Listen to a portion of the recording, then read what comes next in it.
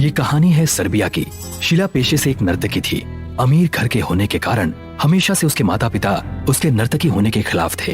तुम्हें मैंने कितनी बार समझाया है, ये काले कारनामे बंद कर दो, लेकिन तुम हो कि अपनी जिद पर अड़ी हुई हो। हमारे खानदान का नाम मिट्टी में मिला दिया है। उफ डैडी, मैं नाचूंगी। जब तक मेरी सांसें चलेंगी मेरे पैरों को कोई नहीं रोक सकता। तो ठीक है फिर, इस घर से तुम्हारा कोई लेना देना नहीं है। तुम अपना सामान बांध लो और यहाँ से चली जाओ। शीला अपने घर से गुमनाम अंधेरी रात में निकल गई। चारों तरफ अंधेरा हो चुका था। पूर्णिमा की रात थी। चारों तरफ से कुत्तों के रोने की आवाजें आ रही थीं। शीला इस बात से डर चुकी थी। उस घोर अंधेरे में शीला की नजर एक जवान लड़के पर पड़ी, जो रास्ते के बीचों बीच खड़े होकर अजीब तरीके का नृत्य कर रहा था, जिसे देखकर शीला चौंक गई। वो चीखने ही वाली थी कि उस जवान लड़के की नजर शीला पर पड़ी। शीला को देखते ही वो उसका पीछा करने लगा। बचाओ, कोई मुझे बचाओ। अरे ठहरो, मैं तुम्हें कोई चोट नहीं पहुंचाऊंगा। मैं तो बस तुम्हें देखकर उत्सुक हो गया और तुम्हारा पीछा करने लगा। ऐसा भी कोई पीछा करता है भला? तुम इतनी रात को यहाँ क्या कर रहे हो? बीच सड़क पर नाच रहे हो? तुम मेरी छोड़ो, अपनी बताओ, कहाँ जा रही हो? मैं घर छोड़कर आ रही हूँ। शीला ने जॉर्डी से दोस्ती कर ली। शीला ने देखा कि जॉर्डी एक हैंडसम और नौजवान व्यक्ति है, जिसे देखकर उसका मन ललचा सा उठा। वैसे तो मैं स्ट्रीट डांसर हूँ, घर चलाने के लिए कभी कभार छोटे मोटे काम कर लेता हूँ। अरे वाह, डांसर तो मैं भी हूँ। वो दोनों आपस में काफी घुल मिल गए। यानी हर रास्ते या चौराहे पर दोनों एक अजीब किस्म का नृत्य करने लगे। इस बात की खबर शीला के माँ बाप को मिली। उस लड़की से हम उम्मीद ही क्या कर सकते हैं, हाथ से निकल गई है वो। उस लड़के के दम पर शीला गुलछर्रे उड़ा रही है। तुम फिक्र मत करो, मैं उन्हें देख लूंगी। शीला की माँ ने जॉर्डी के खिलाफ साजिश रची और अपने 2 गुंडे भाइयों को जॉर्डी का कत्ल करने के लिए भेज दिया। आज कितनी सुहानी रात है ना? इस चांद से भी ज्यादा खूबसूरत तुम नजर आ रही हो।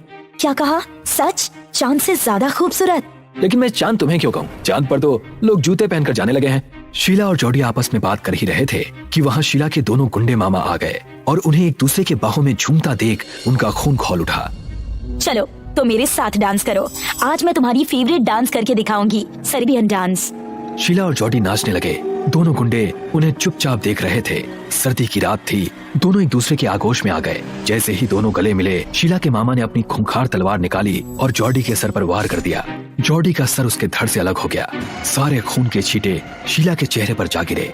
नहीं नहीं, ये नहीं हो सकता, ये नहीं हो सकता। शीला अपने प्यार की लाश को देखकर बेहोश हो गई। शीला को जबरदस्ती घर में रस्सी से बांध कर रखा गया। शीला जॉर्डी का हादसा भूल नहीं पा रही थी और शीला ने उसी रस्सी से अपनी जान जॉर्डी के नाम कुर्बान कर दी। यानी उसने आत्महत्या कर ली। घर की दीवार पर लिखा, मेरी मौत का कारण मेरा परिवार है। ये बात पूरे शहर में आग की तरह फैल गई। शीला की लाश को उसके माता पिता ने बिना किसी विधि के ही दफना दिया। क्या फायदा ऐसी बेटी का जो हर जगह आवारा गर्दी करती हो। ऐसी बेकार औलाद भगवान किसी को ना दे। इससे भला तो ये है कि उन्हें बिना औलाद के ही रखे। कुछ दिन बीत चुके थे। शीला और जॉर्डी की प्रेम कहानी खत्म हो चुकी थी। एक दिन रॉबर्ट अपने बाइक से अपनी पत्नी के साथ उसी चौराहे की तरफ जा रहा था जहां शीला और जॉर्डी नाचा करते थे। रॉबर्ट अपनी पत्नी कैरोल के साथ जा ही रहा था कि एक भयानक शक्ल की औरत उसके गाड़ी के सामने आ गई। रॉबर्ट से गाड़ी संभल ना सकी और गाड़ी पेड़ में जा टकराई। आप गाड़ी देखकर नहीं चला सकते क्या? हमें कुछ हो जाता तो? अरे तुम्हारे सर से तो खून बह रहा है। चलो जल्दी से हॉस्पिटल चलो, यहीं पास में सिटी हॉस्पिटल है, जल्दी चलो। कैरल अपने पति रॉबर्ट को लेकर सिटी हॉस्पिटल चली गई। रॉबर्ट की आंखों के सामने बार बार वही महिला आ रही थी। हॉस्पिटल में जाकर रॉबर्ट ने अपने सर पर पट्टियां बंधवाई और बाहर की तरफ देखने लगा। उतने में उसकी नजर उसी औरत पर पड़ी जो ठीक एक लाइट के खंबे के नीचे अजीब तरीके का नृत्य कर रही थी, वैसा ही जैसा शीला और जॉर्डी नाचा करते थे, जिसे देखकर वो एकदम डर सा गया। कैरल, कैरल, ये देखो, नीचे एक औरत नाच रही है। तुम्हें कुछ अजीब नहीं लग रहा? कौन सी औरत रॉबर्ट? नीचे तो कोई नहीं है। तुम ये कैसी बातें कर रहे हो? रॉबर्ट अपनी आंखें मीचकर दोबारा उस जगह पर देखता है। उसे तब वहाँ पर कुछ नजर नहीं आता। कैरल उसकी मरहम पट्टी करवाकर उसे घर ले जाती है। हो ना हो उस लड़की का मुझसे कोई नाता जरूर है। वो मुझे अपने आप ही क्यों नजर आ रही है? रॉबर्ट अपने बालकनी में खड़े होकर घर के बाहर देखने लगा और जैसे ही उसका ध्यान नीचे गया, उसने देखा कि वही औरत वहाँ पर एक अजीब तरीके का डांस कर रही है और उसकी लाल आंखें रॉबर्ट की तरफ ऊपर देख रही हैं। कैरल, कैरल, ये देखो। क्या हुआ? आप इतना चीख क्यों रहे हैं? वो देखो नीचे, वही औरत है जो हमारी गाड़ी के सामने आई थी। कैरल ने नीचे की तरफ झांक कर देखा, लेकिन उसे वहाँ कोई भी नजर नहीं आया। उतने में उनके घर का दरवाजा जोर जोर से कोई खटखटाने लगा, जिसे सुनकर दोनों बेहद डर गए। दरवाजा इतनी तेज कौन पीट सकता है? मुझे तो बहुत डर लग रहा है। नहीं, डरो मत, मुझे दरवाजा खोलकर देखने दो। रॉबर्ट जैसे ही दरवाजे की तरफ जाने लगा, उस दरवाजे को तोड़कर शीला यानी कि वही सर्बियन डांसिंग लेडी अंदर आ गई, जिसे देखकर दोनों पति पत्नी डर गए। रॉबर्ट डर के मारे चीखने लगा। कैरल उस चुड़ैल को देखकर बेहोश हो गई। बचाओ बचाओ! और तुम कौन हो? आखिर हमने तुम्हारा क्या बिगाड़ा है? हाँ, मैं तुम्हें इसलिए मारने आई हूँ क्योंकि तुमने जाने कितने प्यार करने वाले जोड़े का घर तोड़ा है। तुम एक डिवोर्स लॉयर हो। हाँ? हाँ, लेकिन इसमें मेरी क्या गलती है? मैं ये काम हमेशा के लिए छोड़ दूंगा। मुझे मत मारो। मेरी पत्नी का मेरे सिवा इस दुनिया में और कोई नहीं है। रॉबर्ट चीखता रहा, गिड़गिड़ाता रहा, लेकिन शीला ने उसकी बातें नहीं सुनी। अचानक शीला के शरीर की हड्डी झटकने लगी। उसके लंबे बाल चेहरे के सामने आ गए। आंखें एकदम लाल हो गईं। शीला ने अपने पंजों से रॉबर्ट की आंखें निकाल फेंकी। कैरल उस वक्त बेहोश हो चुकी थी। जब वो होश में आई तो अपने पति रॉबर्ट की लाश को देखकर एकदम चौंक गई। नहीं, ऐसा नहीं हो सकता। ओह लॉर्ड, ये सब क्या हो गया? कैरल अपने पति की लाश के सामने रो ही रही थी कि अचानक उसका शरीर हवा में उड़ने लगा। उसके शरीर की हड्डियां चटकने लगी, पूरे बाल बिखर गए, आंखें एकदम लाल हो गईं। तब से लेकर अब तक कैरल शीला की तरह ही रास्ते में नाचते हुए नजर आती है। कई बार लोगों ने कैरल को आधी रात को बीच रास्ते में नाचते हुए देखा है। अगर आपने भी सर्बियन डांसिंग लेडी के बारे में सुना है तो कमेंट सेक्शन में जरूर बताइए और कुकू टीवी हॉरर को सब्सक्राइब करिए। खटीमापुर गांव में मीरा अपने पति रोहन के साथ रहती थी। एक दिन काफी रात हो जाने पर भी रोहन घर नहीं लौटा। मीरा बार बार रोहन का फोन ट्राई कर रही थी, लेकिन फोन भी नहीं लग रहा था। मीरा परेशान होकर पड़ोस वाली शांति के घर जाती है। शांति दीदी, मेरे पति अभी तक घर नहीं लौटे हैं, ना ही उनका फोन लग रहा है। क्या तुम्हारे पति मनोहर अस्पताल वाले रोड से लौटते हैं? हाँ, क्या हुआ? जल्दी चलो, मैं भी गाड़ी निकालती हूँ। लेकिन हुआ क्या? अस्पताल वाले उस रोड पर रात में एक आत्मा भटकती है। ऐसा सुनते हैं कि वो आत्मा लोगों का दिल निकाल लेती है। शांति और मीरा कार से राम मनोहर अस्पताल वाले रोड की तरफ निकलते हैं। उधर रोहन के अस्पताल वाले रोड पर कार खराब होती है। ये रोड कितना सुनसान है, किससे हेल्प मांगूं? फोन में बैटरी भी खत्म हो चुकी है। तभी आत्मा रोहन के सामने आती है। तेरी गाड़ी मैंने खराब की है, अब मैं तेरा दिल निकालूंगी। रोहन डर से बेहोश हो जाता है। आत्मा रोहन के सीने में हाथ डालकर रोहन का दिल निकालने ही वाली होती है कि तभी मीरा और शांति कार से वहां पहुंच जाते हैं। शांति चुड़ैल पर गंगा जल छिड़क देती है। आ जा रही हूँ, लेकिन जैसे ही मौका मिलेगा वापस आऊंगी। ऐसा कहकर आत्मा वहां से चली जाती है। मीरा रोहन के मुंह पर पानी के छींटे मारती है। रोहन को होश आ जाता है। तीनों लोग घर पहुंचते हैं। दीदी, वो आत्मा लोगों का दिल क्यों निकालती है? 8 साल पहले की बात है। मनोहर अस्पताल वाले रोड पर एक नवविवाहित जोड़े का एक्सीडेंट हो गया था। लड़की किसी तरह लड़के को अस्पताल लेकर पहुंची।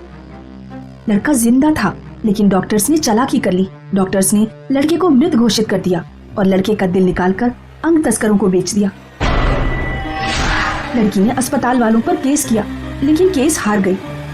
अपने पति को खोने और न्याय न मिल पाने के कारण लड़की ने आत्महत्या कर ली। तब से उसकी आत्मा उस अस्पताल वाले रोड पर भटकती है। वो अस्पताल की 2 डॉक्टर्स को मार चुकी है, 3 अभी बाकी हैं। उन तीनों ने अपने घर पर तांत्रिकों का पहरा लगवा रखा है। अब जो भी उस अस्पताल वाली रोड पर फंस जाता है, आत्मा उसका दिल निकाल लेती है। चलो, बहुत रात हो गई है, अब मैं सोने जा रही हूँ। शांति अपने घर सोने चली जाती है। मीरा और रोहन अपने घर आकर सो जाते हैं। कुछ घंटों बाद मीरा अचानक से उठ जाती है और अजीब अजीब हरकतें करने लगती है।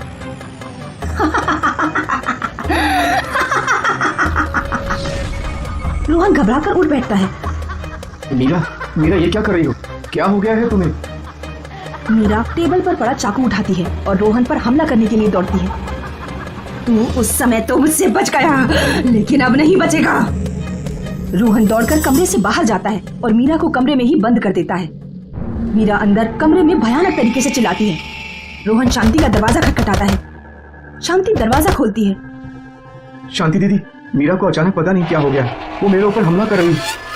लगता है वो अस्पताल वाले रोड की आत्मा मीरा के शरीर में घुस गई है। मैं अभी फोन करके तांत्रिक को बुलाती हूँ। शांति फोन करती है और तांत्रिक को बुलाती है। कुछ देर बाद तांत्रिक आता है और दरवाजा खोलता है। कौन है तू और इन लोगों को क्यों सता रही है? चुप कर बुड्ढे, कुछ नहीं बताऊंगी मैं तुझे। अगर नहीं बताएगी तो मैं तुझे हनुमान चालीसा पढ़कर भस्म कर दूंगा। मैं अल्पना हूँ। उन डॉक्टर्स ने मुझसे मेरे पति को छीन लिया। हम दोनों एक दूसरे से बहुत प्यार करते थे। मैं तुम्हारा दर्द समझ सकता हूँ। तुम बस मुझे एक मौका दो। मैं उन अस्पताल के बाकी डॉक्टर्स को सजा दिलवाऊंगा। मेरा भरोसा करो, मैं एक वकील हूँ। जब आज तक मुझे न्याय नहीं मिला तो अब क्या मिलेगा? प्लीज मुझे एक मौका दो खुद को साबित करने का, और मेरी पत्नी को छोड़ दो। ठीक है, मैं तुम्हें एक मौका देती हूँ। अगर उन डॉक्टर्स को तुम सजा नहीं दिलवा पाए तो मैं वापस आऊंगी। इतना कहकर आत्मा मीरा के शरीर को छोड़ देती है। रोहन अस्पताल के डॉक्टर के खिलाफ केस लड़ता है और तीनों डॉक्टर्स को फांसी की सजा दिलवाता है। तब आत्मा हमेशा हमेशा के लिए गायब हो जाती है। मीरगंज में आज मेघना की शादी थी। मेघना के पिताजी सेठ रायचंद बहुत डरे हुए थे।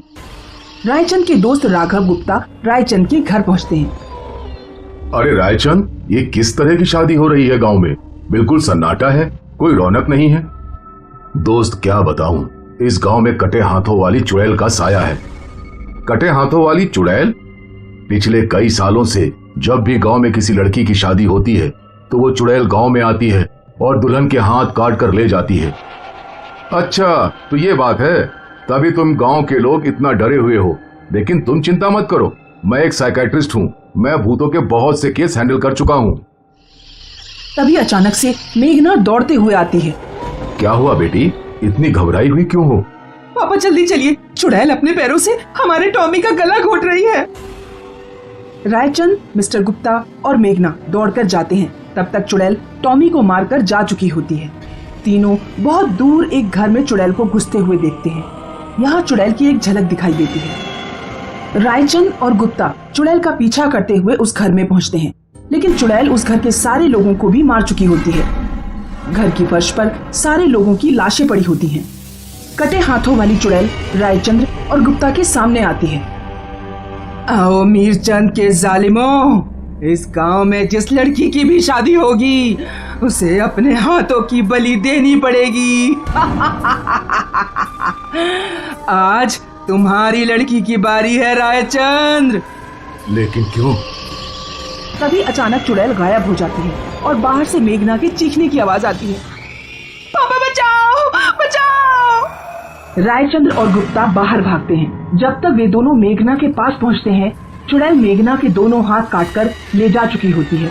रायचंद्र रोने लगता है। मेरी बेटी, वो जालिम चुड़ैल मेरी बेटी के दोनों हाथ ले गई। कोई गांव वाला बचाने नहीं आया। भगवान, ये तूने क्या किया? तभी गुप्ता की नजर धरती पर पड़े एक फटे हुए कपड़े पर पड़ती है। रायचंद, रोना बंद करो। ये देखो, चुड़ैल की साड़ी का कपड़ा लगता है। ये किसी चीज से फंसकर फट गया है। तो अगर किसी चुड़ैल के कपड़े में हनुमान की मूर्ति लपेट कर रख दो तो उसे अपने काबू में किया जा सकता है। तुम अपने घर से एक हनुमान की छोटी मूर्ति ले आओ, हो सकता है तुम्हारी बेटी के हाथ वापस मिल जाए। मिस्टर गुप्ता चुड़ैल के कपड़े में जैसे ही हनुमान की मूर्ति लपेटते हैं, वैसे ही चुड़ैल की रो रोकर चिल्लाने की आवाज आने लगती है।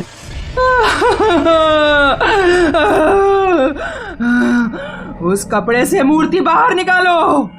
मैं मूर्ति तभी बाहर निकालूंगा जब तुम मेरे प्रश्नों का उत्तर दोगी। क्या पूछना चाहता है?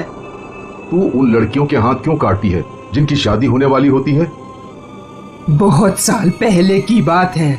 मेरे पिता इस गांव के जमींदार का कर्ज नहीं उतार पाए थे, तो जमींदार ने बदले में मेरी शादी वाले दिन ही मेरे पिता को मार दिया और मेरे दोनों हाथ काट दिए। किसी गांव वाले ने ना मुझे बचाया और ना मेरे पिता को। हाथ कटने पर मैंने आत्महत्या कर ली। तब से मैं इस गांव के लोगों से बदला ले रही हूँ। तुम्हारे साथ जो भी हुआ, हमें उसका बहुत अफसोस है। हम गांव वाले उस जमींदार को फांसी की सजा दिलवाएंगे, लेकिन तुम इन निर्दोष लोगों को सताना बंद करो। किसी ने तुम्हारे साथ गलत किया तो क्या तुम भी दूसरों के साथ गलत करोगी? इस तरह तो यह दुनिया नरक बन जाएगी। गुप्ता की बात सुनकर चुड़ैल थोड़ी नर्म पड़ जाती है। मैं सभी गांव वालों की तरफ से माफी मांगता हूँ। मेरी बेटी के हाथ लौटा दो। चुड़ैल रायचंद्र की बेटी के कटे हुए हाथ ठीक कर देती है। गांव वाले मिलकर गांव के जमींदार को फांसी की सजा दिलवाते हैं। फिर चुड़ैल हमेशा के लिए गांव छोड़कर चली जाती है।